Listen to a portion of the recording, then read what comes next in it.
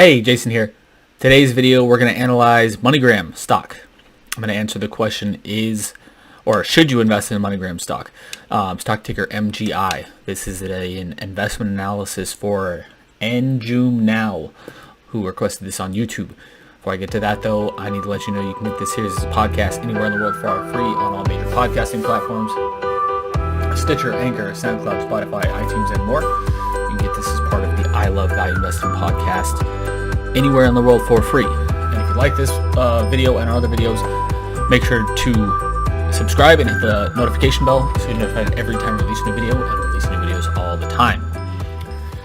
Before we get to the analysis, I have to do this disclaimer. I don't want to do it, but every time I forget to do it, I get nasty comments, so I have to do it.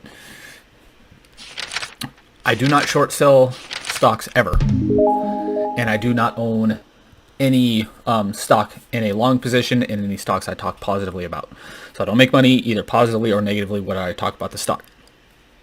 This is to help you become a better investor faster by showing you my initial steps in the process I take to find great companies fast or faster, and by discarding terrible companies faster as well. Because of that, I purposely do not do research on what the company does, what its story is, what its future prospects are, whether it plans to change the world, whatever it is. I don't care about the story until far later. At this initial stage of analysis, I require minimum thresholds to be met, or I do not continue researching the stock. Again, regardless of the story, I don't want to be biased either positively or negatively by any story. What else? Why should you listen to me? In the first 9 years of my investment career, I produced average annual returns of 23.5% per year on average in the portfolios I managed, not compounded. In the first 9 years of his career, Warren Buffett produced 24.2% per year on average, not compounded, which means my results in the portfolios I managed put me just behind the great Warren Buffett when we compare our first 9 years together.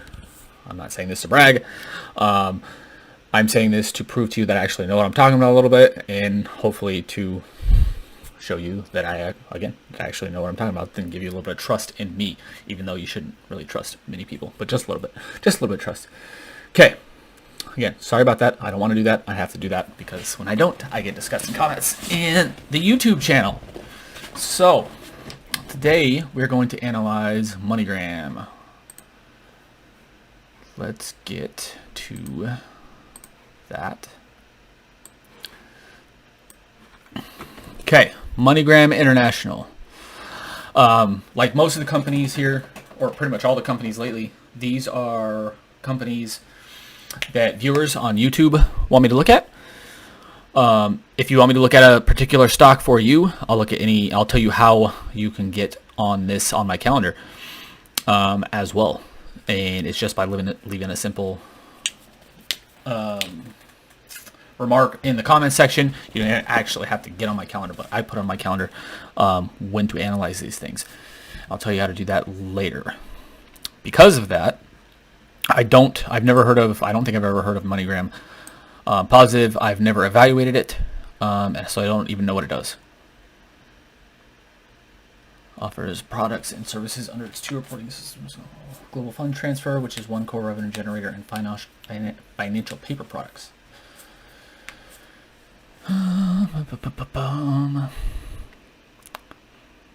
Okay, so this kind of sounds like a Western Union type company, except with more digital solutions. Maybe a modern day Western Union type of company.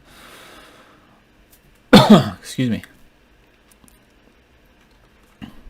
Okay, scroll back up. Now we know a little bit about what they do. This is one sign that they are unprofitable. We'll figure that out shortly. Love the size, love tiny companies. These are my favorite kind of companies to look at. However, I have to say a caveat here that I tell this to everybody I talk to, including my own investors, or those who invest money with me. Unless you know what you're doing, do not invest in tiny companies. 99% of them are terrible, and if you don't know what you're doing, you're probably going to get blown up at some point. So be careful with these kind of companies. Again, even though I love them, they're my favorite companies to evaluate. This, don't really care about much, but it's one sign the company might be undervalued. But again, we'll figure that out kind of going through this. Okay, scroll up. Okay, so the revenue is about flat for the last 10 years, which is not necessarily, it's not really a good or bad thing, because I don't know much about their, at this stage, I don't know much about their business and their operations. I care more about the kind of general profitability profitability metrics. Jeez, I'm struggling today. And general kind of margin of safety stuff. So not necessarily a good or bad thing, although obviously typically you'd want to see this going up over time though. Operating margin has fallen from 11.4% in 2011 to 8% in the trailing 12-month period. And it cratered all the way down to a low of 0.5% in 2017. I would want to figure out what happened. Did they transition their business model? Did their costs rise? We can see a little bit of that below when we get the cost of goods sold and stuff like that. But I would want to know specifically what happened to the company and why their operating margins fell. Shares, they've issued a decent amount of shares, from 49 million shares in 2011 to 78 million shares in the trailing 12-month period. Typically, you only want to see this, companies issue shares if their stock is massively overvalued, because that optimizes the value of the company. In this case, they have diluted shareholders. Let's go back to the quote for a second. Oops. Start the quote over here. Because of that, and because of their profits lowering, I'm assuming that over the last 10 years, their stock price has probably gone down, and it has. Again, how did I know that? I've talked about this in several other videos. How did I know that just with those two metrics, that their profits are down, revenue is flat, or those three metrics, sorry. Profits down, revenue flat, and share issuances, that their share price was down? Because this is what happens when you dilute shareholders, especially if you're not utilizing that capital as optimally as you could be doing. Their stock is down almost 74% in the last decade. Again, that's why this sheet, or this visual preliminary analysis we're going through in the actual sheet, which you can get later, is so powerful, because with very few numbers, you can tell so many different things about the company, or at least get clues onto what the company's doing. So their operating profit is positive. Their net income is negative. I'll illustrate what that means below. Book value per share is negative for the entire decade. That's not a good thing. It's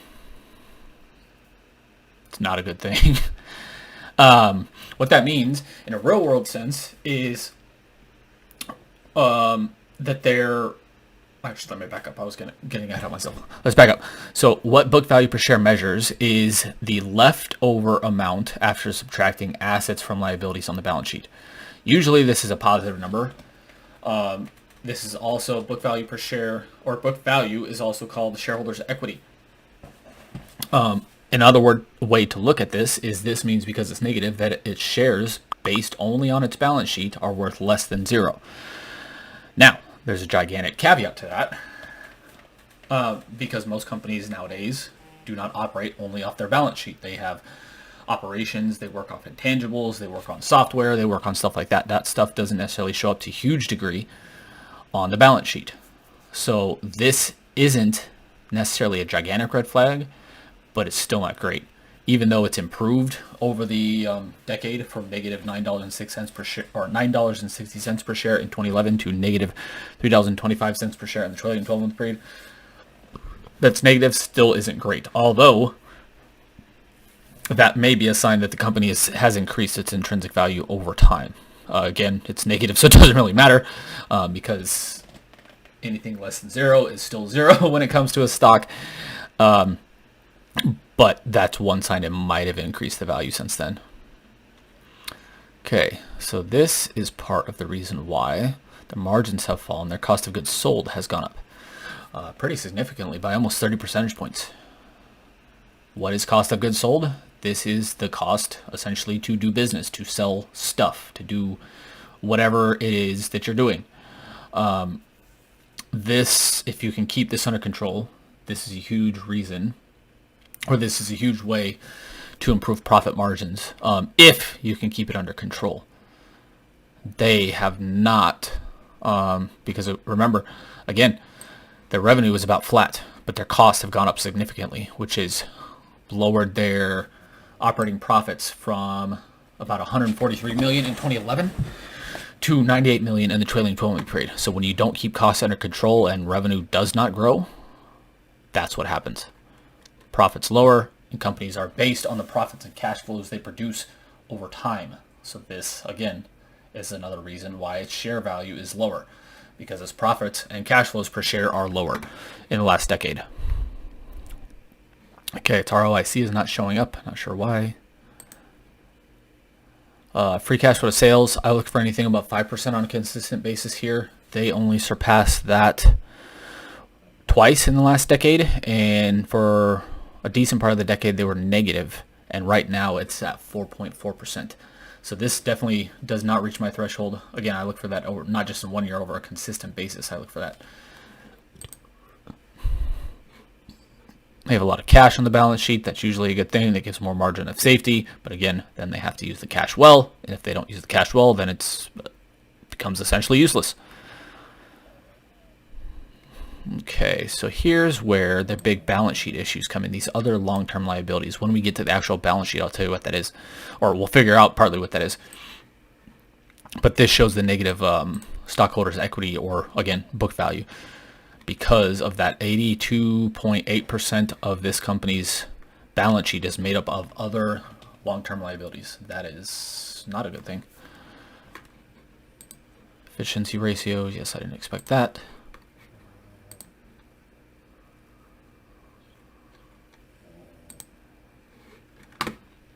Okay, to the balance sheet. So they have about $2 billion in cash. What's the size of this company again? $645 million is the size of this company. They have $2 billion in cash. That's amazing. That means that's one sign they could be phenomenally undervalued. And they actually have $2.99 billion in cash, cash equivalents, and short-term investments when you throw the short-term investments in there. So that is one sign the company may be massively undervalued just compared to the cash. So what's going on here? Asset-light company. They only have $4.59 billion in assets. So where are all the liabilities coming in? Long-term debt is part of it. It's about $1 billion. These other non-current liabilities make up almost $4 billion. I want to know what those are. They do not show it in here. So money. Again, this is the same process I would go through every time when I see a company, excuse me. To figure out what these are, I need to go to the annual report, which is where? Annual report 2020. Yes, this is likely almost a year old, unless they recently came out with their annual report, which where's the date? I always miss the date. Okay, almost a year old. Yeah, so June 30th. Okay, so what I would do here, balance sheet.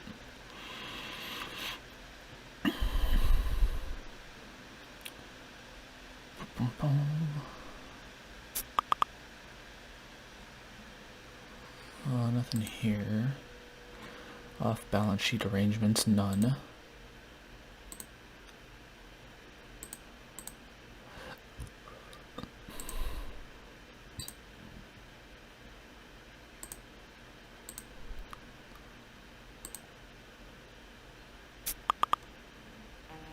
And this is not almost a year old. This is as of December 31st, 2020. Okay, so Aha, so this is kind of what I figured it was going to be based on their business model. So these are payment service obligations.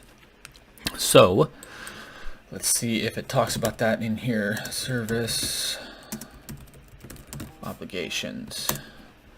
To get you an actual definition, and then I'll tell you what it really means. Okay, these are settlement assets and payment service obligations. The company records payment service obligations relating to amounts payable under money transfers, money orders, and consumer payment service arrangements. These obligations are recognized by the company at the time the underlying transaction occurs. The company records corresponding settlement assets, which represent funds received or to be received for unsettled money transfers, money orders, and consumer payments. Settlement assets consist of settlement, cash and cash equivalents, receivables, and investments. Payment service obligations primarily consist of outstanding payment instruments, amounts owed to financial institutions for funds paid to the company to cover clearings of official check payment instruments, remittances, and clearing adjustments. Amounts owed to agents for funds paid to consumers on behalf of the company. Commissions owed to financial institution customers and agents for instruments sold. Amounts owed to investment brokers for purchased securities and unclaimed instruments used to various states. Haha, so what the hell does that mean? Because that is ridiculous. So, this is why I love reading financials. It's because to me it's like a puzzle. What does this mean in a real world sense? This means in a real world sense, this is money the company either has to pay to things like salespeople in the form of commissions, to financial institutions for dealing with or settling, or whatever the proper terminology is, these transactions between two parties. These are fees the company has to pay at some point. To cover essentially what they do for business. This kind of arrangement is common in insurance brokerages. I've seen it there. Mortgage brokerages, I've seen it there. And other financial kind of institutions. What this means, actually stock exchanges as well, I've seen some similar stuff, although it's not the same. What this really means, again, is this is money the company has to pay out for the reasons I just gave and what was in this ridiculously worded gigantic paragraph. So this is real money the company may have to pay out at some point. Could be tomorrow, could be 5 years. Probably it's a combination of payments over time. As, for example, salespeople sell stuff. They get more commissions. This number goes up, stuff like that. So getting back to our analysis, what does this really mean? Does this really mean the company has a negative book value? Yes, it does. Because these are, this is money the company has to pay, again, at some point. However, this is not a true quote-unquote liability in the sense that they have to pay this all now. This is more like investment float, which is what I've got an entire series. I've got a book on it. I've got a video course on it. That's a very in-depth subject that is outside of the scope of this single video. But investment float, if used well, can be an amazing thing. It's one of the reasons Warren Buffett became Warren Buffett, because he understood how to use investment float well. In fact, he used it so well that a study done on his results, I think it was, and this was years ago, so my numbers might be off, but I think it added his use of investment float acted as positive leverage because he used it so well of about 1.6 times on his previous investment results. So in other words, if he would have done X, let's say $1 billion in, well, he's worth a lot more than $1 billion, but just for easy numbers, if his original returns would have been $1 billion, his use of investment float magnified positively his investment returns to $1.6 billion. However, because of this company and their high costs and their costs that are rising, and their margins, they were not great. Negative on the net income, okay on the operating income. This float is valuable, but not as valuable as if their profits were higher. So float is leverage. It's either positive or negative leverage. But the higher margins you earn, the more positively, for example, in that case, let's say it's positive leverage, the more positively float magnifies your margins. So again, say it's 10%. If you're doing well, things on operating profit, float would maybe magnify your margins, your operating profit margins in a real world sense to between 12 and 14%. Because its margins are low here, and in some cases the free cash flow sometimes negative, this adds value to the company, but not an enormous amount of value because they're not as profitable as they used to be. However, this is very interesting. I haven't come across a company with a lot of investment float in a long time. I love investment float because pretty much nobody really understands it. So you can get a hidden advantage here talking about this and learning about this. And plus, it also gives you options as well, because investment float is money you have to pay out at some point, but you don't have to pay it now. I'm not going to go into the full investment analysis and explanation of investment float because, again, that goes far outside the scope of this analysis. But another way to think about it, investment float, is you can use this money, let's say a home. Let's say you pay for insurance on a home, or insurance on a home. You pay that money to the insurance company. Let's say it's $300 a month. 12 months, that's $3,600. You've paid to the insurance company, and you probably didn't have a claim from hail damage or wind or storms or whatever. You probably didn't have a claim. That money, the company invests that money. The insurance company invests that money to try to earn a higher return, so it can earn money now to pay out claims when they do happen. That's the power of investment float. You can use this money now, even though you have to pay it at some point to invest. And if you invest it well, you earn higher returns, essentially for free or at very low cost. I hope this is making sense. If it's not, let me know and I will explain, or try to explain better in the comments below. But again, I have an entire 60-page booklet and a video course talking about this. So I hope I explained this well. But to get the full context, you kind of need more time because this is a very complicated subject. However, getting back to the analysis, this is... Okay, sorry about that. I got a call. So let's keep moving on. I think we covered float hopefully well enough. We'll find out in the comments. But again, that's a very complex subject that I can't cover in about 20 minutes, which is what I try to keep these videos to 20-25 minutes. Okay. Anything on the cash flow statement, and this is why you need to be careful, because the balance sheet is in billions. This cash flow statement is in millions. You need to be ultra careful with that when you're doing your analysis.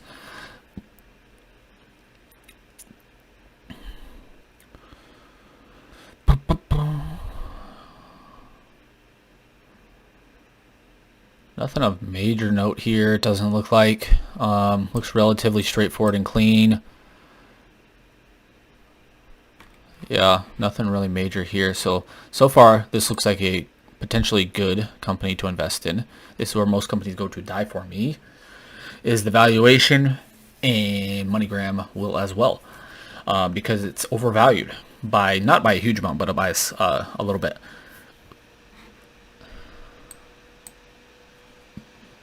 I don't care much about price to earnings, price to cash flow, and forward PE, but when I do, I want these numbers to be under 20.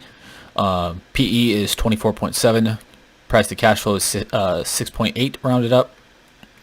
Forward PE is negative, maybe because they expect future earnings to be negative, and they are negative right now actually, so I don't know why the PE is showing up now that I think about it. Let me double check that.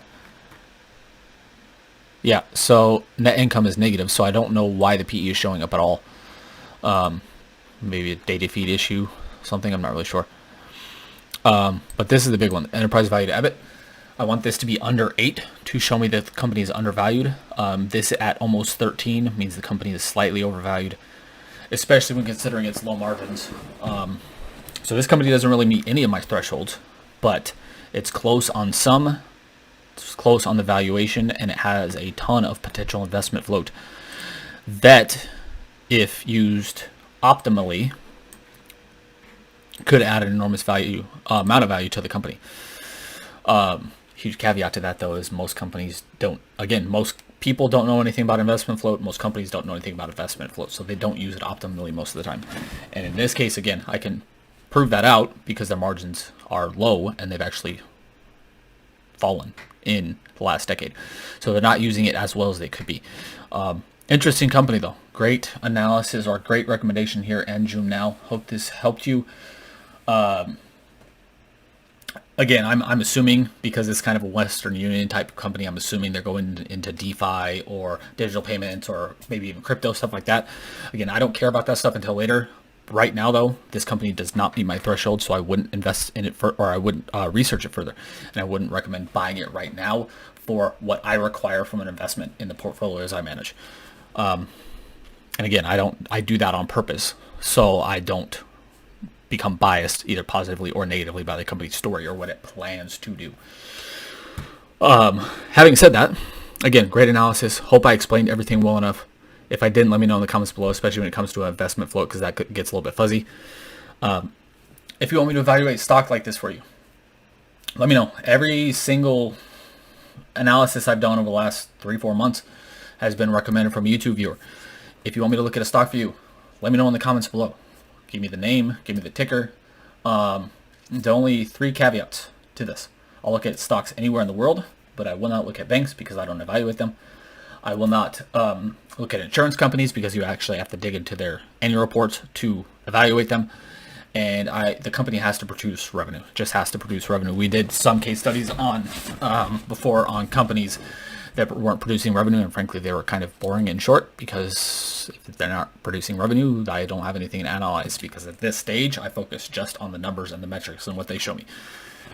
So those 3 things, if those 3 things are met, and you want me to look at a stock anywhere in the world, let me know. If you're watching on YouTube, thank you very much. Make sure to like, love, share, subscribe, all that good stuff, and hit the notification bell so you're notified every time I release a new video, and release new videos all the time. If you're listening on the podcast, again, we'd really appreciate all that stuff, but we'd also appreciate a review because the more reviews, views, and listens we get to our content, the more people we can help. If you're looking for more specific resources on how to become a better investor faster, you can get our 5 free gifts, including the full worksheet for this process, this visual process we went through. You get the actual physical on a computer, I guess, worksheet you can do to analyze stocks faster yourself. You can get that as part of our 5 free gifts. You can also get a free PDF copy of my book, How to Value Invest, and a free copy of our guide, 7 Tips to Picking Great Stocks and 3 Times You Must Sell. You can get all 3 of those for free at the links below in the description. If you're looking for more specific help from me on how to become a better investor faster, you can also check out information to our masterclass below this. But until next time, have a great day. Talk soon. Bye.